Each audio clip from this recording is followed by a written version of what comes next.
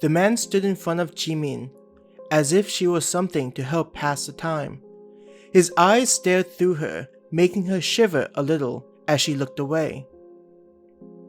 What did he want? Jimin thought to herself. Chuckling, the man answered, That's not something you need to worry about, though I don't think you'd be able to understand my aim. Jimin whipped her head to look at the man, realizing what had happened. Judging by his deepening smile, she knew that he was aware of her confusion. I had been around for a long time, seeing various events and encountering creatures that would make you weep in joy or in terror. He slowly walked close to her.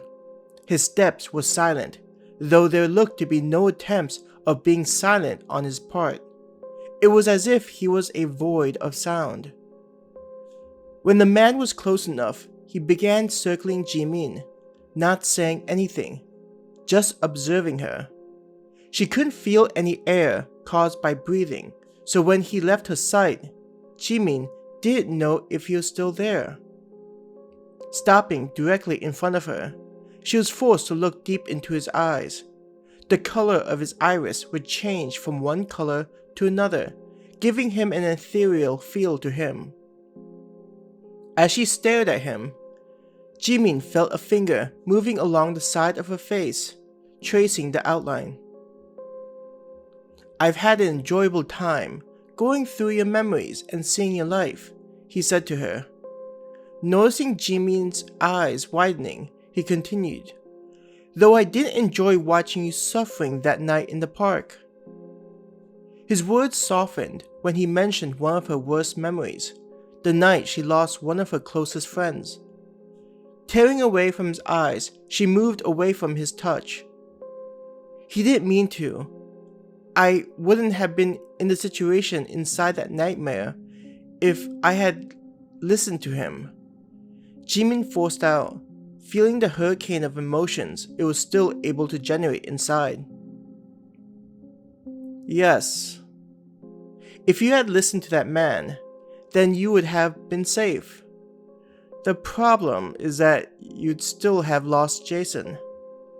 Once again, the world would feel isolating as you tried to find that one thing you're looking for. He spoke softly, his words acting as daggers. Moving back to face him, she yelled, You don't know anything! She quickly covered her mouth, stunned that she had snapped at him. He was no longer smiling once she yelled at him, though the man didn't appear to be angered by her harsh words. There was patience inside of him, as if he understood what she was going through. I'm sorry. Jimin looked down and hid her face from him. She saw his hand move towards her face, his index finger slightly outstretched. Touching her chin, he made her look at him. Just like you, I also search for the emotions you've attempted to bury deep inside. I also know it was hidden even further on that night when someone you had trusted betrayed you. To have led you to believe one thing when they had planned for something else. This is something I'm also familiar with. His voice became cold near the end. Jimin shivered, hearing the hardening of his voice, and feeling like the hallway had dropped several degrees. As if it were only an illusion, she no longer felt a chill. Seeing the man smile. The way he switched so quickly made her wonder if she had imagined such an expression. Why? She asked, her mind seeming to fall into a daze. Seeing your mental state and diving into your being, I feel that we share something similar. Your story isn't particularly unique and something I have encountered before. His other hand lifted palm up, a glowing ball hovering in the air. Why? She asked again, though this time it didn't feel like she was asking. A slight smile made him look innocent as he explained. I didn't hunt you out, but after seeing you, let's say I wanted to make an offer. An offer? Jimin asked, trying to fight to regain her thoughts that felt like they were drifting apart and exposing her. Yes. A clue to what you've been searching for with no strings attached, he said. A clue? Was all she could say, though there was a feeling of relief that moved up her side, like vines of ivy crawling up a wall. What do you say? The man asked, moving the glowing ball closer to her mouth as if getting ready to insert it. Just as she was about to answer, she blinked and felt arms shaking her and a woman's voice calling out, Jimin! Jimin! Get a hold of yourself!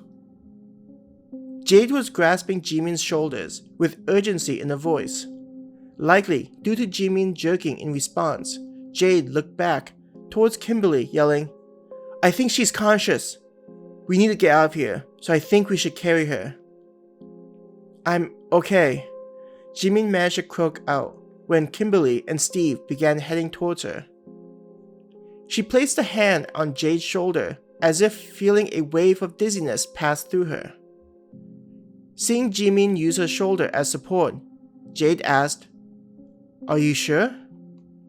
Yeah, Jimin. Before he began laughing uncontrollably and then stopped responding. We tried to move you, but then you'd begin screaming in pain. Your teammates nearly collapsed in hysterics, thinking you were dying. Kimberly tried to learn whether Jimin was alright.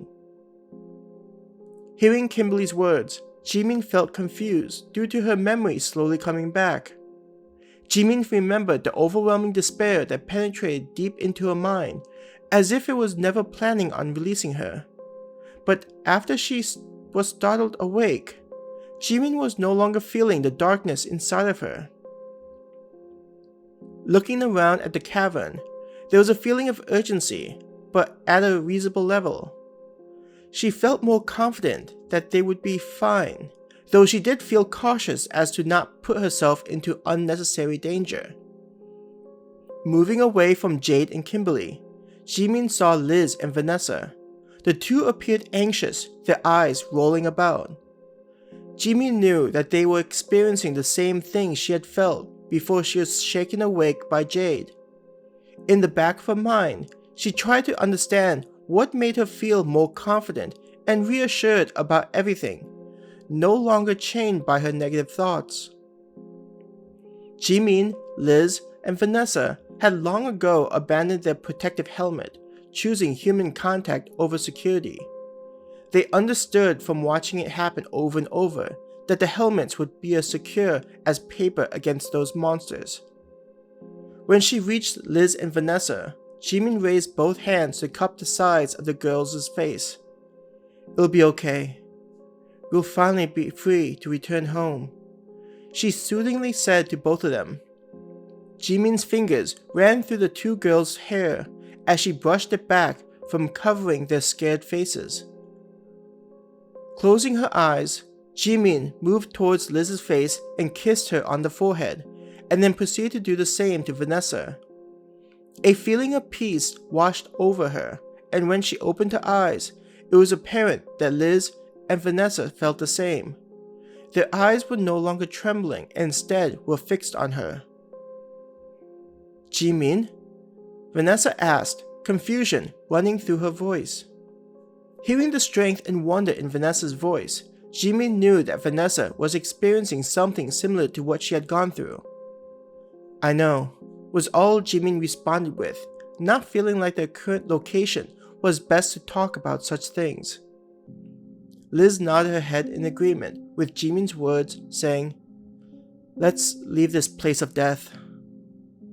With the hand that was cupping Liz's face, Jimin brushed her thumb on Liz's cheek.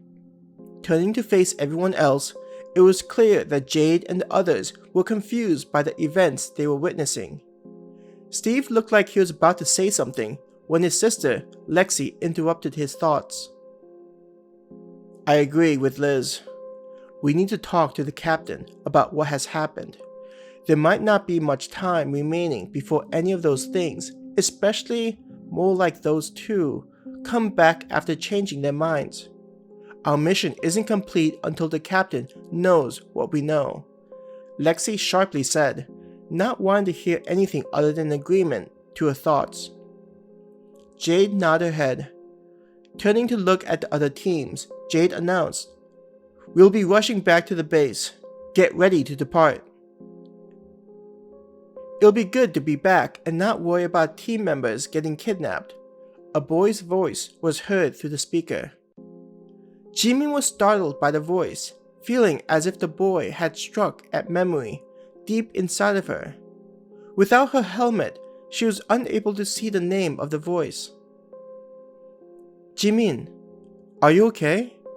Vanessa called out to her. Yeah. I just thought I remembered something." Jimin stuttered, feeling like something significant was on the tip of her tongue.